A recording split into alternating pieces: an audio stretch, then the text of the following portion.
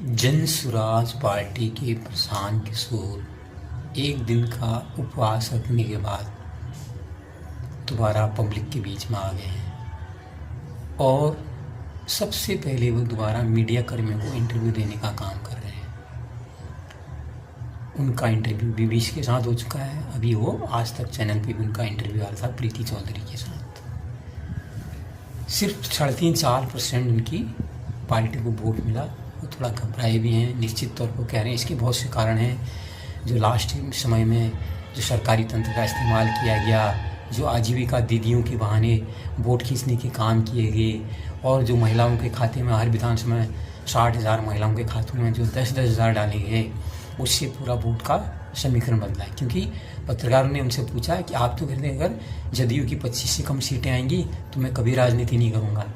इस पर ही बता रहे थे कि अगर सरकार ने ये नहीं किया होता, 10-10 हज़ार रुपये देने के काम नहीं किए होते, उन जो आजीविका बहनों की का कोई इस्तेमाल नहीं किया होता, तो उनकी सीट 25 से ज़्यादा नहीं आती। वो ये कह रहे हैं अभी भी।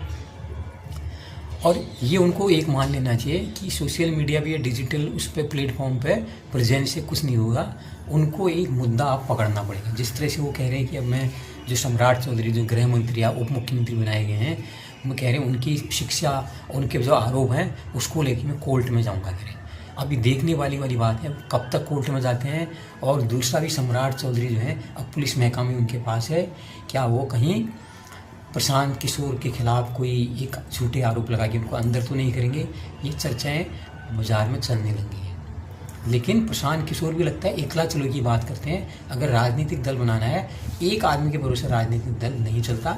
उनकी पिछली बार चुनाव देखेंगे, सिर्फ प्रशांत किशोर के चारों तरफ सिमटा हुआ था। किसी और आदमी को बोलने की बात नहीं थी, सिर्फ यही बात करने आते। कहीं भी इंटरव्यू देने जा रहे हैं प्रशांत किशोर इंटरव्यू देने। इनको बहुत से लोगों को मजबूत करने की ज़रूरत है और कोई एक जन आंदोलन इनको करना पड़ेगा। बिहार के किसी मुद्दे पर सरकार, जो वर्तमान सरकार है, कहीं पर अगर कोई गलत काम करती है, उसको एक एजेंडा बना के लेके उनको जनता के बीच में आना पड़ेगा। जो ये कह रही है कि 2 लाख का वादा किया सरकार ने सेल्फ एम्प्लॉयमेंट के बारे में, अगर वो नहीं मिलता है हम सबसे फॉर्म भरवाएंगे। अगर ये करते हैं तो बड़ी अच्छी चीज़ है। अब उनको डिजिटल और सोशल मीडिया से उठकर लोगों के बीच में जाना पड़ेगा। अब अकेले नहीं जाना पड़ेगा। हर विधानसभा में जो लोग जिताए थे, जिनको कैंडिडेट बनाया है, उनको उनके क्षेत्र में एक्टिव करवा देना चाहिए। वो दोबारा जो कोई डॉक्टर था, कोई डीसीपी था, उनको राजनीति का अनुभव तो नहीं है। वो पता लगा घर में फिर सो रहे हैं, नहीं मैं तो रिटायर आदमी हूँ, मैं रोज़ कहाँ जाऊँगा। अगर ऐसे होगा तो ऐसी राजनीति नहीं चलेगी।